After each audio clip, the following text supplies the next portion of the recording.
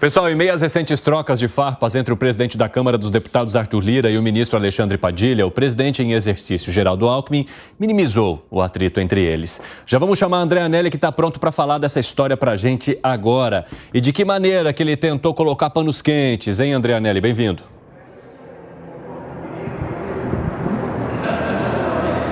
Bom, o André Anelli não está nos ouvindo, provavelmente, daqui a pouco a gente vai conectá-lo e aí conversamos com ele, né? Isso. É uma tradição já, a gente conseguir, o André Anelli, ele, né? Vamos lá. Vamos falar então sobre essa situação que está acontecendo em relação a Alexandre Padilha. De alguma forma o governo federal está tentando dizer que não há esse atrito todo, mas não é o que quis passar o presidente da Câmara e nem outros articuladores envolvidos nessa história toda, né, Gustavo Segré? Teve uma fala, inclusive, Evandro, do presidente dizendo que como o Arthur Lira estava encrespando com Padilha, Padilha ia ficar até o final do mandato. O que mostra que aí o pragmatismo não entrou dentro dessa discussão. Era mais uma questão de rixa individual. Como está me pedindo que eu tire, então ele vai ficar. O que vai primar, me parece, ou deveria, seria o resultado na articulação, porque é um ministro que deveria articular entre o Poder Executivo e o Poder Legislativo. Se essa articulação não funciona, mesmo com uma eventual teimosia por parte do presidente para manter a Padilha, isso pode gerar conflitos de barreiras de pautas, questões que devem ser analisadas pelo Legislativo a pedido do Executivo, que fiquem engavetadas, ou pior, que encrespe a situação em relação aos vetos, que devem ser avaliados em breve. Então, me parece que faz bem o vice-presidente, presidente em exercício, dizer, gente, vamos com calma. É a forma também do Alckmin de proceder, sempre mais contemplativo, mas não vejo que esteja uma paz no horizonte tão fácil se o Alexandre Padilha continuar, minha opinião. Fábio Piperno, o vice-presidente diz que ninguém precisa pensar igual. Tudo bem, isso aí já é uma regra, eu acho que todos já estão preparados para isso. Mas a questão ali não é só o pensamento diferente. Tem mais coisa que agora o Anelli vai explicar para a gente. Agora ele está conectado, vamos lá com ele. Fala, Anelli, bem-vindo. Obrigado, Evandro. Muito boa tarde para você, boa tarde a todos ligados aqui no 3 em 1 da Jovem Pan. O presidente em exercício, já que o presidente Lula está viajando, está em viagem à Colômbia, tem compromisso com o presidente colombiano Gustavo Petro, o presidente em exercício, Geraldo Alckmin, acabou se manifestando pela primeira vez a respeito dessa polêmica que na semana passada acabou envolvendo, de um lado, o presidente da Câmara dos Deputados, Arthur Lira, e de outro lado, o ministro das Relações Institucionais, Alexandre Padilha. A gente relembra aqui que Arthur Lira acabou, então, chamando Padilha de incompetente e disse também que Padilha era um desafeto por conta de reações envolvendo ali o Congresso Nacional, especificamente a Câmara dos Deputados, em torno, nesse último episódio, da manutenção da prisão do deputado federal Chiquinho Brazão, ele que é acusado de ser um dos mandantes da morte da vereadora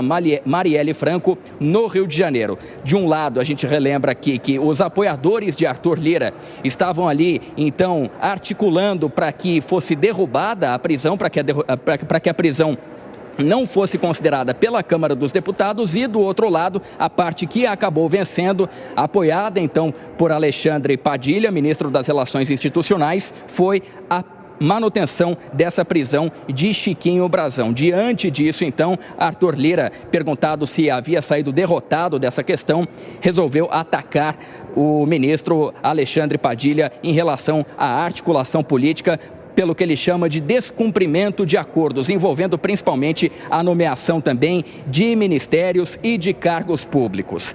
Diante de todo esse contexto, pela primeira vez, Geraldo Alckmin se manifestou a respeito dessa polêmica, disse que é normal que entre os poderes existam visões e opiniões diferentes e acabou então se manifestando no sentido da normalidade, da contrariedade de Arthur Lira por parte de Alexandre Padilha. A gente confere um trecho a respeito dessa manifestação.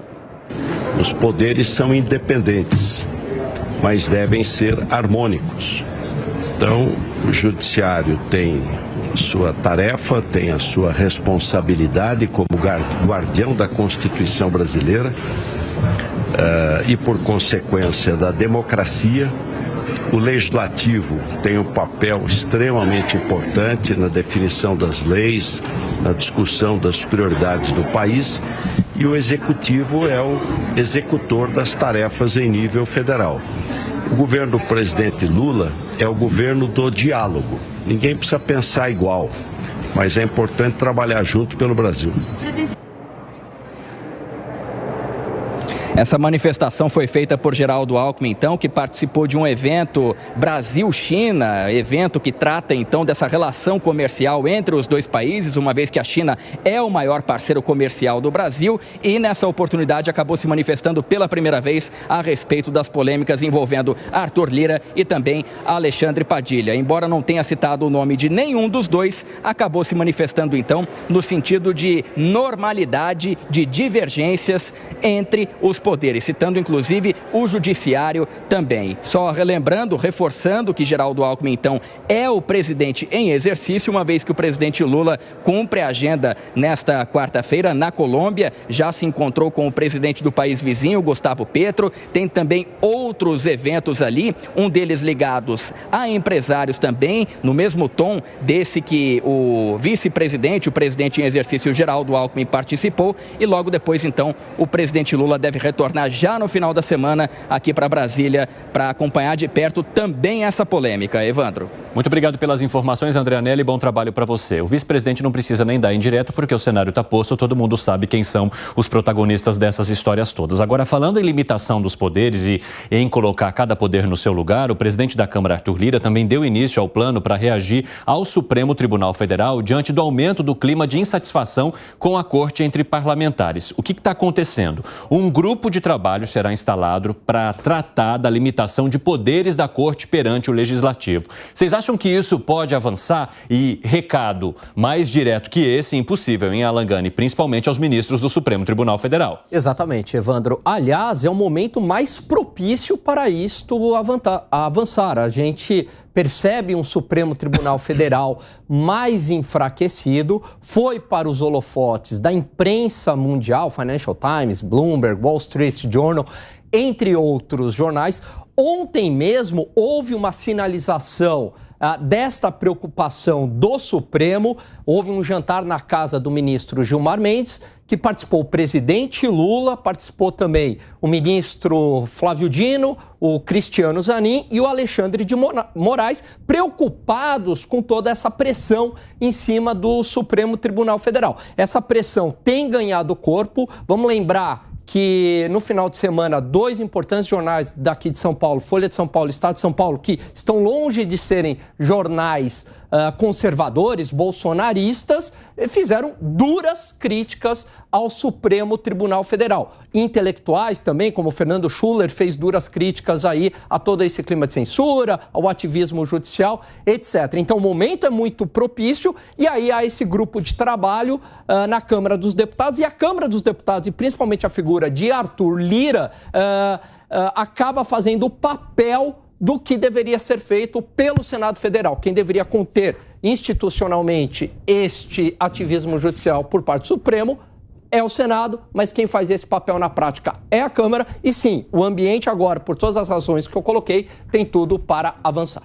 Ô Piperno, além de colocar limitações ao Supremo Tribunal Federal e dividir bem, né, os trabalhos que são do STF e que são do Legislativo, Arthur Lira também quer dar andamento a CPIs que podem incomodar um pouco o governo federal. A gente viu até algumas repercussões aí na imprensa de que alguns ministros do Supremo Tribunal Federal estavam conversando com o presidente da República no sentido de passar a mensagem de que, olha, a gente está meio preocupado com a forma como o Legislativo está olhando para a gente aqui. De que maneira que você entende que esse clima mais tenso possa avançar, atacando o STF, mas também o governo federal?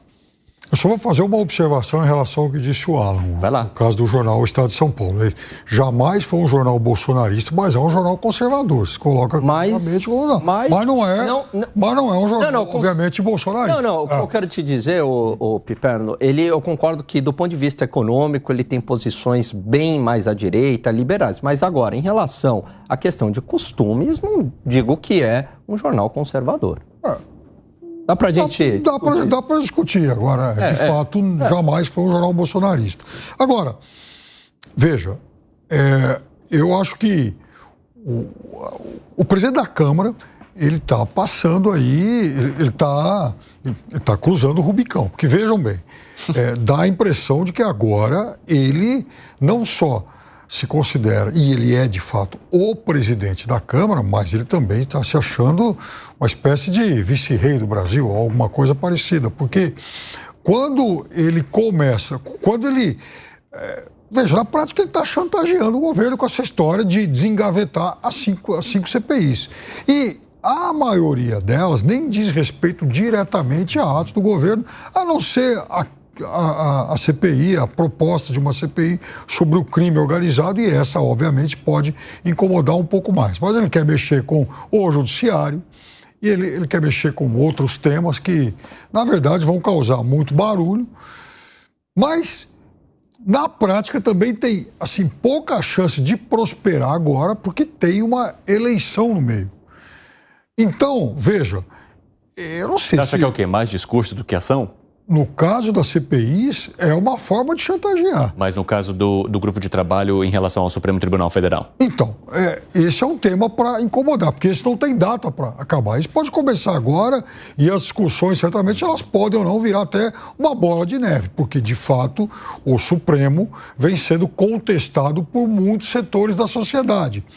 Mesmo setores não ligados aos extremistas. A gente viu, não é o caso por exemplo, fazer uma autocrítica, então? Também, isso é muito importante agora. Então, quando o vice-geral do Alckmin fala, vamos baixar a poeira, eu acho que esse recado tem que valer para todo mundo. Para o Lira, que pede publicamente cabeça de ministro, e isso não faz parte do escopo da atuação dele, exatamente. Mas também de posicionamentos de alguns ministros do STF, talvez, que possam ser reavaliados. Veja, ontem, quando o Barroso derruba as decisões do ministro lá do Conselho Nacional de Justiça, tal, da decisão monocrática, ele já está dando um recado também. Opa, tem que ter limite. E houve uma rusga entre a turma ali do Barroso contra Gilmar Mendes e Alexandre de Moraes. Houve uma rusga, noticiado pela imprensa. Mas eu acho assim que o Barroso, nesse sentido, ele também, ele faz, sobretudo, uma defesa da integridade dos processos, ou seja, é uma decisão grave que tem que ser tomada por um colegiado. Não pode ficar dependente da vontade de uma cabeça. E os ministros também sempre sinalizaram divergências ali na corte, né? A questão é que a pandemia os fez se unir mais diante também do clima tenso que vivia com o governo anterior. Então, acabou que eles foram corporativistas. Para se protegerem dos ataques feitos ou pelas cobranças feitas pelo governo anterior, eles acabaram se unindo, mas isso não significa que eles sejam ou amigos ou que eles compartilhem sempre da mesma opinião. Agora, Gustavo Segré, você entende que Arthur Lira está agindo como um vice-rei, como diz aqui o Fábio Piperno? Eu não sei, não, me parece um pouco exagerado, mas sabe que eu interpreto o pensamento da nossa audiência, né? Tem uma pergunta que está aparecendo aqui na minha mente. O que ela está transmitindo aí para você? Estou concentrado. E perguntar para o Piperno por que deveria incomodar o Poder Executivo uma CPI do crime organizado? Porque uma CPI agora, né, vai... Bom, primeiro que vai ofuscar outros assuntos mais importantes, porque o governo certamente está empenhado na questão da reforma tributária. Tá, mas isso poderia aplicar para qualquer CPI. Não. Por que você mencionou essa CPI em particular? Não, porque dos 5 temas lá, Segré, essa é a que diz mais diretamente respeito à atuação do governo. Por exemplo, a do judiciário, ela vai incomodar certamente os ministros. Você fala por conta das dificuldades que o governo tem de montar um plano de segurança? Claro, também aí por isso, exatamente, porque essa é uma área em que o governo assim, notadamente frágil. É frágil, eu diria que não tomou as medidas corretas, como aliás o Brasil jamais tomou. Tá, agora que ele respondeu, vou responder a todos. Opa, claro, Segré. Eu não vejo que Arthur Lira esteja tomando essa posição, mas quando a gente observa determinadas linhas de análise, nós vemos, por exemplo, comentário que fez Arangani, perfeitamente coerente, dessa reunião de alguns dos membros do STF e aparece o presidente Lula. A minha pergunta é, cadê a liberdade e a independência dos poderes? O que tem que fazer o presidente do país, que é a autoridade máxima de um dos poderes, o executivo, numa reunião do poder judiciário, que é outro dos poderes que tem independência. Eu não vejo essa situação, salvo que seja uma questão importante para todo o país, em que seja incluso também o presidente de deputados, o presidente dos senadores, ou um deles, se for o caso, como representante do terceiro poder, o legislativo. Quando você tem dois poderes que se juntam e um fica do lado, esse que ficou do lado, com certeza vai ficar com a pulga atrás da orelha, dizendo, peraí, por que eu fiquei de fora? Qual foi o motivo pelo qual eu não participei dessa reunião? Se é uma questão inerente à importância da democracia, que tanto agora está todo mundo sendo defensor da democracia. Tá, vamos coincidir que possa ser. Os três poderes são defensores da democracia. O judiciário tem que tomar a Constituição e defender o que for que seja, de acordo com o que diz a Constituição. E aí, quando observamos essa situação e preocupações do Legislativo apontando para o Executivo ou para o Judiciário, devemos lembrar que os únicos que estão aí representando o povo é o Legislativo e o Executivo. O Judiciário não representa o povo, representa as instituições do que seria a Justiça, da Constituição, mas em absoluto foram escolhidos aí pelo voto popular. Então, o Legislativo, sobretudo, legisla para a sociedade. E o Executivo deveria fazer o trabalho de executar essas ações que ele propõe. Mas tem aí alguma coisa que, sabe como falta? O que eu definiria, Lira? Está marcando o território. Essa é a minha definição. Você não quis falar execução aqui, né? No nosso... Não posso. Eu já falei para todo mundo que... Sai outra palavra. Mas veja, o Alangani fala sobre a imaginação de vocês. O que foi, Piperno? Eu vou até trazer um outro tema aqui também que pode gerar divergência entre legislativo e judiciário, mesmo com uma votação que já passou em 2 turnos ali no Senado. Diga. Eu concordaria com isso, Segre, se, por exemplo, fosse uma reação dele, a CPI, por exemplo, do judiciário, fosse uma reação dele àquilo que ele considera abuso. Mas veja, na verdade, ele dá a toda a cidade que é uma retaliação também pelo que aconteceu na semana passada. Do tipo, vocês me derrotaram, não sei quem andou, enfim, debochando, né? Eu perdi, então agora eu vou desengavetar isso aqui. E tem outras questões também que vão passando pela liberação de emendas parlamentares que já a gente vai contar para vocês. Uma medida que foi editada ali pelo governo sobre a necessidade de assinatura do ministro Alexandre Padilha para que as emendas possam chegar aos parlamentares. Isso aí está dando o que falar.